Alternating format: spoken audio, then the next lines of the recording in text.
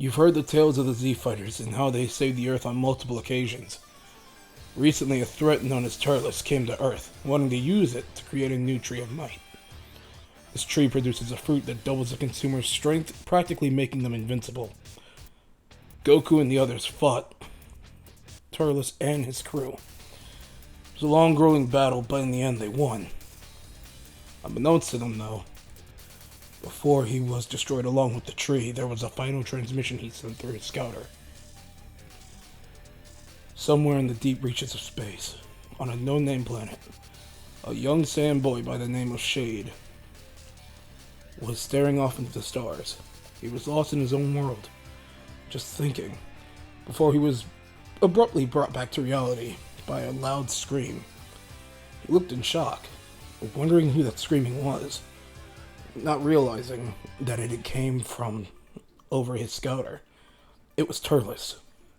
The boy was confused. Why was he screaming? And why did he sound like he was in pain? What was going on? In the midst of being destroyed by the spirit bomb, Turles tells him to listen. He won't be able to come home. And he tells this boy to avenge him. He says, "My son, you are what I leave to this world. Avenge me and destroy Kakarot." Before Shade could ask any questions, the transmission was cut. That could only lead to one thing. Turles is dead. Shade fell to the ground on his knees, crying to the sky, wanting to know who would do this and why they took away his father. His mother had rushed out to him, seeing the boy on his knees crying, having a distinct and sad feeling that something had happened to his father. He vowed to get stronger. He vowed to avenge him. He remembered that he said he went to Earth.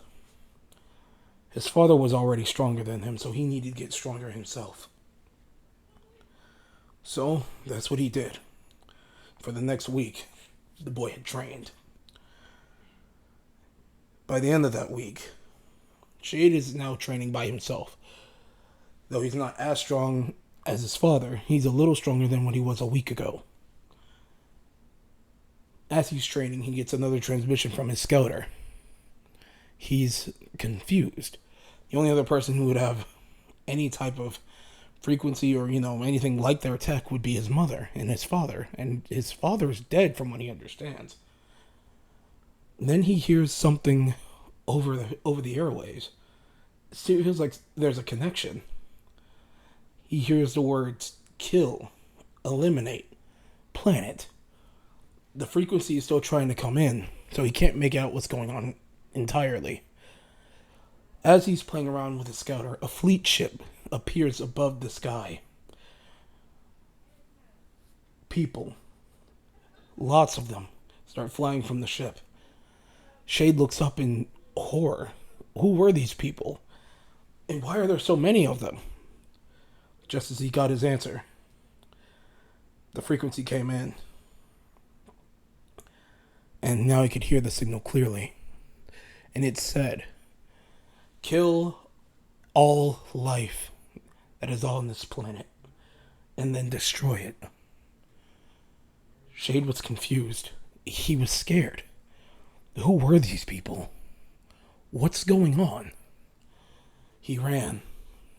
He wanted to get out of there as fast as possible. And if the planet is at stake, then he needs to leave now with his mother. He rushes home. He sees his mom already packing a pod, and they are about to head out.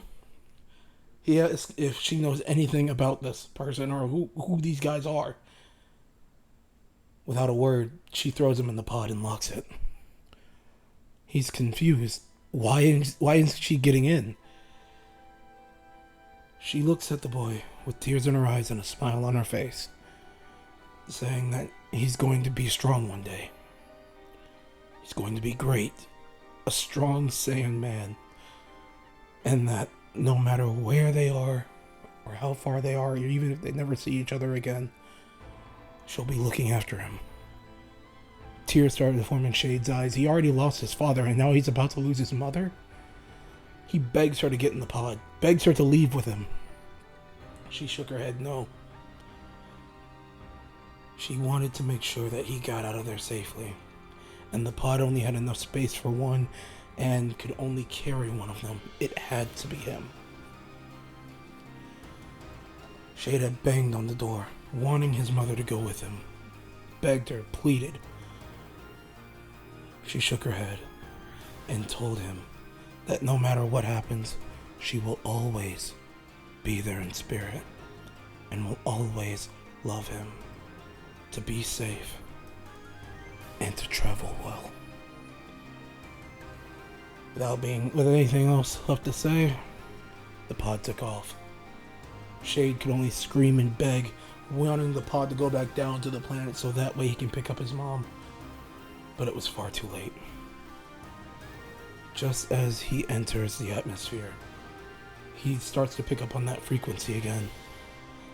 As he's picked up on the frequency, he hears another voice. Nothing but pure malice. Hatred, even. It feels like this voice had nothing but detest for any other life form.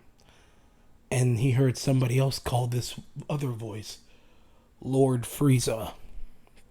He didn't know who this Frieza character was, but he knew that he was nothing but pure hatred, pure evil. He didn't want anything to do with him. But just as he thought that, he looked up in time just to see a massive ball of energy formed. He was amazed and terrified. His heart sunk down to his stomach. There's no way that somebody has this much power. And in the blink of an eye, the planet that he was raised on was destroyed. He couldn't utter a sound, nor a word. He just looked. As he was going through the outreaches of space, he caught wind of the last transmission before he lost connection, saying that Frieza was heading to a planet called Namek. That's well about over a week and a half away from where he's at. He could meet them there. Well, he would want to, but his mom already set the coordinates of where he's going to. He checked them, and in a week, he'll be at Earth. Earth. That's where his father was killed by that guy named Kakarot. He's confused why his mother sent him there. But then he looked down and saw his old father's battlesuit. He looked at it and then knew he needed to get stronger. He was going to get stronger so that way he could avenge his father and his mother. 1 week passes. Shade eventually lands on Earth.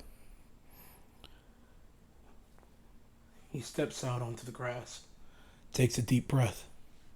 It's refreshing, almost relaxing. He turns on his scouter. He can see that this planet is bustling with life. It'll take some time to figure out who and where Kakarot is, but he doesn't mind. He's not in a rush. But he needs to take down Kakarot soon. And he also needs to figure out where Frieza is. All he knows is that Frieza's heading to Namek. However, he feels like he'll catch up to him sooner or later. This Kakarot guy, he's only here on Earth. So, maybe he'll be able to find him just if he stays in one place. He flies up into the sky and looks up. The clouds, the sky, the sun, the surroundings, everything. It's so peaceful. He wishes that his mom could see it. She would have loved this place. Though, it was kind of weird that Dad wanted to kill it with the Tree of Might, but still. He understood that his father couldn't be swayed. And at the same time, the planet would have been great to harvest that fruit from. So Shade sets off, now in search of Kakarot, to avenge his fallen father. And this is where a new story for our Z Fighters and this young Saiyan warrior begins.